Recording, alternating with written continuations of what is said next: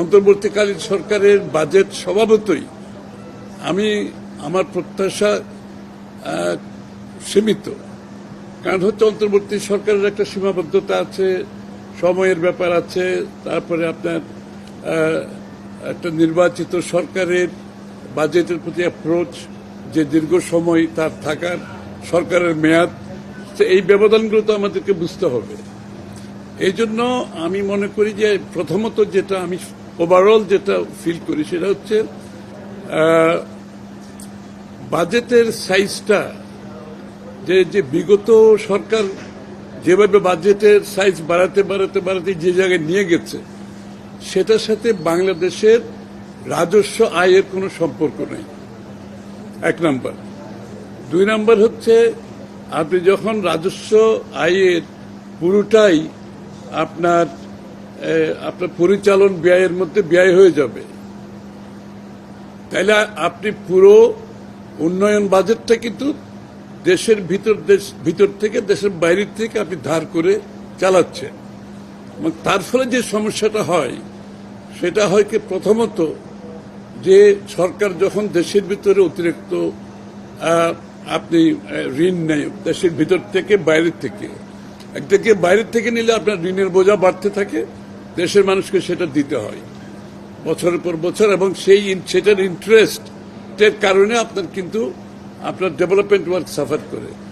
আবার দেশের ভিতর থেকে নিলে দুইটা ক্ষতি, আরো বেশি ক্ষতি, এই জন্য যে আপনার তো এটার ইন্টারেস্ট, এটার যে সুদ পে করতে হয়, যেটা দেশের ওভারঅল বাজেটকে ক্ষতিগ্রস্ত করে।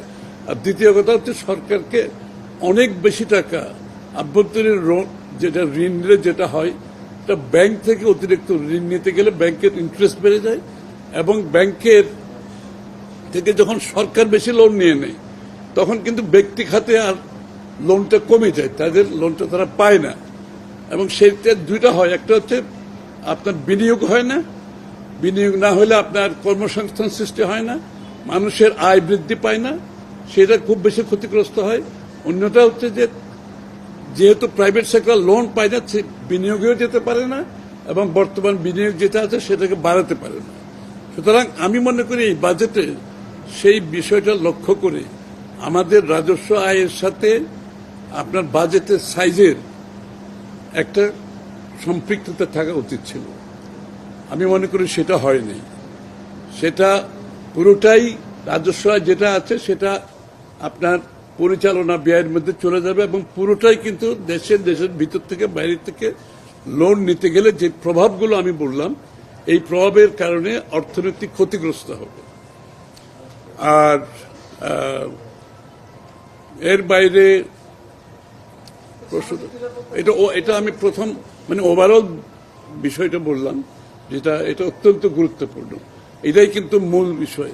অর্থাৎ আগের যেভাবে বাজেট চলে আসছে, মূলত সেখান থেকে আমরা খুব একটা সংখ্যার তারতম্য ছোটখাটো হয়েছে, কিন্তু প্রিন্সিপালের যে বাজেটের যে প্রিন্সিপাল, ওই জায়গাটাই কিন্তু আমরা আগের মতো রয়ে গেছি।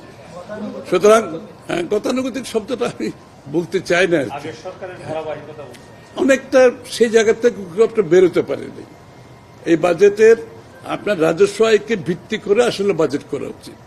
তাহলে আপনার প্রাইভেট সেক্টরে মানি ফ্লোটা থাকলো, তার বিনিয়োগ থাকলো, এবং ইন্টারেস্ট রেটটা কমে আসলো, আপনার বিদেশ থেকে ঋণটা কমে আসলো, ঋণ সার্ভিসিং কমে যায়, সুদটা কম পেমেন্ট করতে হবে, কিন্তু সেই জায়গা থেকে আমরা খুব একটা সরে আসতে পারি নাই। সুতরাং আমি মনে করি এই মৌলিক জায়গাটাই গলতটা রয়ে গেছে। বাস্তবায়নের জন্য যে আপনার যদি এখন আমাদের বৈদেশিক ঋণ প্রায় 3.5 বিলিয়নের মতো, এরকম কিছু একটা ফিগার আছে, তাহলে আপনি ওইটাকে মাথায় রাখতে হবে, আপনার রাজস্ব আয়কে মাথায় রাখতে হবে। আপনি ওইটাকে মাথায় রেখে যদি আপনি আমার মন্তব্য দিতে হয়, তাহলে কিন্তু এই বাজেটের সাইজটা আরো ছোট হওয়া উচিত ছিল। তাহলে এটা তো হাউস হোল্ডের মতো, আপনার গৃহস্থের একটা ইনকামের মতো, একই কথা, তো কোনো ডিফারেন্স তো নাই। সুতরাং সেই ক্ষেত্রে আমি মনে করি গুণগত দিক থেকে এই বাজেটে আমরা কোনো কিছু পরিবর্তন দেখিনি, শুধুমাত্র সংখ্যার সামান্য, কিন্তু ওই প্রিন্সিপাল কিন্তু একই রয়ে গেছে, যে ওদের যে কাঠামো কিন্তু একই রয়ে গেছে। সুতরাং এটা কিন্তু আগামী দিনের সরকারের জন্য খুব একটা সহজ কিছু হবে না।